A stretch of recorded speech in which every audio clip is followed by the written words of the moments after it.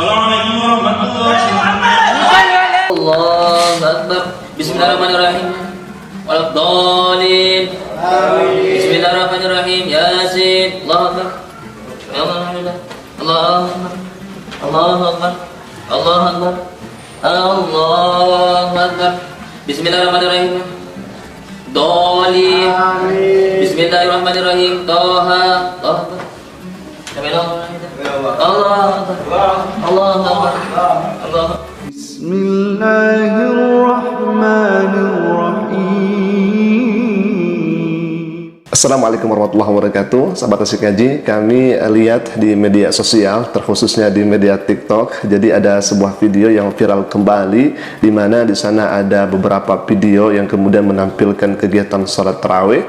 Tapi sayangnya memang sholatnya begitu sangat cepat, luar biasa. Bahkan terkategori tarawih tersebut menjadi tercepat di dunia. Jadi kalau misalkan kita melihat tarawih yang cepat di waktu-waktu ke belakang, nah inilah yang paling cepat di dunia. Subhanallah. Ini kami harus luruskan, karena kalau misalkan kita melihat dari rukun sholat dan sebagainya, rasa-rasanya itu tidak sesuai begitu ya. Baik, kita akan lihat terlebih dahulu bagaimana videonya dan kemudian kita akan reaksi bersama. Silakan ya ikhwah.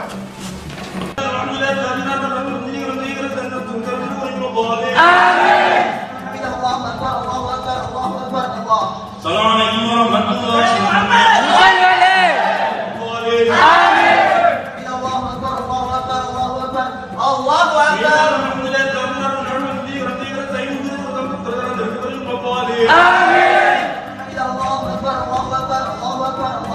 Baik, tidak mengurangi rasa cinta dan sayang kami kepada saudaraku seiman yang sedang melaksanakan ibadah. Kami izin untuk meluruskan. Jadi di dalam sholat itu ada yang namanya rukun. Nah, yang namanya rukun ini salah satunya adalah tumanina. Ketika kita ruku, ketika kita i'tidal, ketika kita sujud, ada yang namanya tumanina. Apa itu tumanina? Tumanina artinya sebentar berdiam diri. Jadi tidak langsung kemudian setelah kita ruku langsung ke i'tidal, langsung ke sujud tanpa ada jeda, tanpa ada berhenti terlebih dahulu, tanpa diam sebentar terlebih dahulu. Karena salah satu rukun itu adanya tumanina. Maka jangan sampai ketika kita sujud lalu kemudian sujud ini tergesa-gesa sampai kita langsung duduk dan antara sujud langsung sujud lagi. Maka khawatir yang disebutkan oleh Nabi SAW.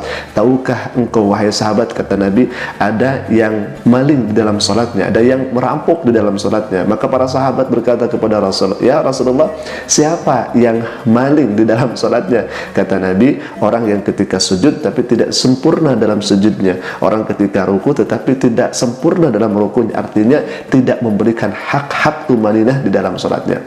Maka kami sebagai kaum muslimin, kami tentunya sebagai saudara, hanya mengingatkan alangkah lebih baiknya, dan memang itu yang diajarkan oleh Nabi SAW, agar kita sholat, mau itu sholat wajib ataupun sholat sunnah, harus memperhatikan rukun-rukun sholat itu sendiri. Jadi kita sholat bukan mencari cepat dalam sholat, tetapi kita sholat agar kita mendapatkan ridha Allah Subhanahu wa Ta'ala dengan apa yang kemudian Nabi SAW ajarkan kepada kita. Baik ya, kita akan lihat ke video yang berikutnya ini. Ini tidak kalah menariknya juga. Silakan ya. Allahu Akbar. Bismillahirrahmanirrahim. Waladhdallin. Amin. Bismillahirrahmanirrahim. Yasin. Allahu Akbar. Alhamdulillah. Allahu Akbar. Allahu Akbar. Allahu Akbar. Allahu Akbar. Bismillahirrahmanirrahim. Dhalin. Amin. Bismillahirrahmanirrahim. Taha. Allahu Akbar. Allah Allah Allah. Baik, di sini kami izin untuk meluruskan kembali, tidak mengurangi rasa sayang kami kepada saudaraku seiman yang sedang melaksanakan ibadah. Maka kita lagi-lagi kembali kepada rukun di dalam salat. Jadi setiap ibadah itu pasti ada rukunnya, dan rukun ini tidak boleh ditinggalkan. Apakah itu dengan rukun puasa atau rukun haji, termasuk di dalamnya rukun salat. Dan rukun salat ini tidak boleh untuk ditinggalkan. Salah satunya misalkan yang kita sering baca dalam surat itu adalah Al-Fatihah. Maka tatkala kita membaca Al-Fatihah, kita harus memperhatikan bagaimana panjang pendeknya, kemudian bagaimana makharijul hurufnya, bagaimana tajwid dan sebagainya. Karena Fatihah termasuk rukun di dalam sholat. Barang siapa yang Fatihahnya tidak sesuai dengan bacaan yang selayaknya dibaca, apalagi kalau misalkan sudah menghilangkan panjang pendeknya, apalagi kalau misalkan sudah menghilangkan tajwid dan lain sebagainya, maka dikhawatirkan Fatihahnya itu rusak. Ketika Fatihahnya rusak, maka dikhawatirkan sholatnya juga rusak. Ketika sholatnya rusak, dikhawatirkan sholatnya tidak diterima oleh Allah Subhanahu wa Ta'ala. Maka harus diperhatikan betul bagaimana tatkala kita membacakan surat Al-Fatihah, panjang pendeknya, makharijul hurufnya, tajwid dan lain sebagainya harus diperhatikan, karena ini termasuk dengan rukun sholat. Itu yang pertama. Yang kedua, tentu sebagai makmum harus mengingatkan kepada imam yang mungkin terbiasa seperti ini, tidak mengurangi rasa sayang kami kepada ikhwah semuanya yang sedang melaksanakan ibadah, tidak mengurangi rasa cinta kami. Harus diingatkan, boleh jadi mungkin taklid, boleh jadi mungkin sudah menjadi kebiasaan, maka harus diingatkan sesama umat Islam supaya terciptalah wa tawassaw bil haqqi wa tawassaw bis sabr. Kita saling menasihati dalam kebaikan, kita saling menasihati dalam kebenaran. Maka selayaknya kita harus seperti itu, apa yang kemudian Allah perintahkan kepada kita. Kalaupun misalkan hal itu tidak diindahkan atau malah menjadi nasihat yang diabaikan, maka mohon mau kepada makmumnya atau kepada imamnya itu sendiri, kalau misalkan sholat yang semacam seperti ini, maka tidak baik untuk divideokan, tidak baik untuk kemudian diuploadkan ke media sosial, karena dikhawatirkan ada sebagian orang mungkin yang awam mengikuti apa yang kemudian dilihat di video tersebut. Apalagi misalkan orang lain juga ada kok yang bacaan salatnya seperti ini, ada kok yang gerakannya itu seperti ini, saya juga pengen mengikuti orang-orang yang semacam ini. Nah, itu kan menjadi tidak baik, tontonan yang bukan tuntunan. Baik, ikhwan, itu video yang kedua, dan kita akan lihat video yang ketiga. Ini tidak kalah pentingnya dan tidak kalah menarik ya ikhwan. Silakan kita akan lihat bersama videonya.